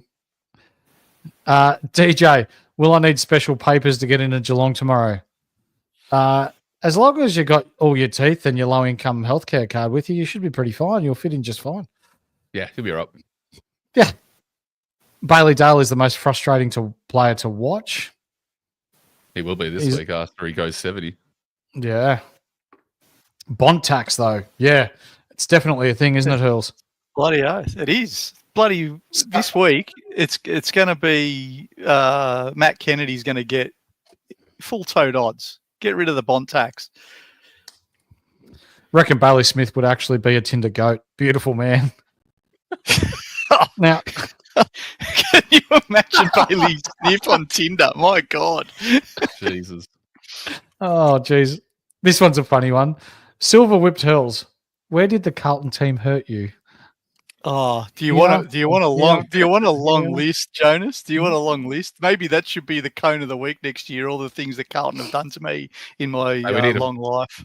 We need a full stream for that. We would. Yeah. Hugh Jackson debuting for Port after being drafted 4 years ago this weekend. Okay. There you go. I've never heard of him. Good luck to the man. He's probably got a rank of like 58 and AFL 25 on the PlayStation, whatever it is. Skull. Shrek is going to look like a wide boy in the Geelong Hoops next year. I reckon if these Darcy Cameron rumours are true, that he's on his way to West Coast, I reckon Sean Darcy ends up at Collingwood. Don't know if he'll be on the park. Probably not. Cheese, your man, rookie. My man too. Beautiful man he is. Categorically speaking. Is Shai Bolton someone we want for the rest of the season? I don't know. Oh, we've spoken a little bit about him. I think the play for Shai is the cash that it unlocks and the upside is there, and then you just jump off if you have to. Yeah. You know what? Someone that we didn't mention when we're talking about the St Kilda ins or potential ins when Jack McRae has now been ruled out for 3 to 4 weeks. Zach Jones will be back in Zach Jones. Oh, St Kilda legend. Ball. Yeah, that could be the toe ball. Look, yeah. he could well be the in, and it could be ugly. Kev, isn't it the now we're talking about Shea Bolton here? Wouldn't buying Bolton be the same as buying Simpson and then trading him out? Only difference is you'll get better scores from Bolton. That's my take. Fair Yeah, shout. I think it's fair. The only difference is that it's at a different price point. I think why it's viable this week is because of the injuries to McRae and Pickles. Like if everyone was fit, going from a possible F3 to a possible F9 and unlocking cash is a bit unconventional. But because they're injured, it does stack up. 100%. Hawksy's got a good one here. If Rankin kicks like he did last week, get ready to captain Marich. Imagine if we saw the first double ton from Marich of all people. His team loses by 100 points and he gets 200. The only trouble, Hawksy, is he'll have to go stand next to the behind post, not the goal square, because they were all going on the full. What did I miss? Last game I heard was please up. IJ, be better, mate. What did you end up getting for dinner? I want to know. Late cone, weak as piss, be better. Yeah. Fucking hell, IJ. Some people are looking at Gorn downgrade to get 2 premiums for cash. Let's talk, lads. This is the last one that we'll talk about tonight, but is it reasonable to consider, let's say, trading Gorn to, I don't know, another ruckman and then getting another primo on field? I wouldn't. There's some merit in it. There's like a 5% merit in doing it if you have a real shamble cash generation, no other options of making anything happen. But you're probably trading back into him cheaper. Like at this point, I probably would just save the trade. I get it. It's a lot of money that you could probably you move to a Romo potentially, and then you got an extra 200-ish, 250k to do something with on top of maybe you've got a vice there that you can get into a primo or stuff. I get it. I get why people entertain the idea, but I don't think it's worth the trades. Yeah, I hate it. Yep. Yeah, I won't be doing it. Jeez, I hate hate. I hate it. The ruck line isn't the line to be doing that with, in my opinion. No, just set and forget. They should add 5 ruck options next year. Even just 3 on field, I'd like. And for those that were wondering what IJ got for dinner, he fell asleep. So he didn't. He copped a nap. That's what he had for dinner. Unreal. That's going to do us for tonight. Rookie, where can the good people at home find you, my man? Yep, just a RookieCoach AFL on X and YouTube. You know how it is. There will be SuperCoach After Dark this week. Was not last week due to me and Horse giving some life-changing commentary to the NBL 1 on Saturday night. But we're back this week on Saturday, so make sure you guys come check myself out. Come check out the crazy hats. If this is the wildest thing you've seen on this channel, just wait until you come back to After Dark. It gets so much worse in a good way. Oh, jeez. And that is after the game finishes on Saturday night. Is that right? Correct. So usually we start stream around 10:30. Can go all the way till 1, 2 a.m. depending on how we're feeling. Jesus, it's like a Finey's final siren. Is that the kind of setup it is? It's just a late night show. Like, some people go through SBS late night and they get these weird Jerry Springer reruns. Just come over and watch SuperCoach After Dark. You'll be just as entertaining. Hurls, where can the good people at home find you, mate? Probably arguing with Muppets on Twitter all week, but that's probably where you'll find me. Just mute me when I'm talking shit about Essendon. If I'm talking about SuperCoach, hopefully I'm making some sense. But when I'm talking about the Bombers after a Witches Hat performance, it can get ugly. Absolutely, mate. Thank you for joining us tonight, ladies and gentlemen. Remember, we are breaking the stigma around mental health. So it is not weak to speak, and it's okay not to be okay. If you're feeling down, if you're not feeling yourself, reach out to a friend, reach out to a loved one. If you're not comfortable doing that, go for a walk. If you don't want to do that, there are services out there beyond Blue, Lifeline, and what have you. There are people that want to help you. And for me, and these guys especially, Hurls and RookieCoach, I know I've heard you talk about breaking the stigma around mental health as well, RookieCoach. We would much rather spend 15, 20 minutes in your DMs, an hour on the phone, talking to you, helping you out, over being one of those 6 people carrying your coffin and no one being able to appreciate you being on God's green earth anymore. So remember, you are the most important person in this world, and it's okay not to be okay. ladies and gentlemen, we're done for tonight. Thank you very much. And we'll see you tomorrow night, 6:30 sharp, for our Panic Room episode. We'll see you then.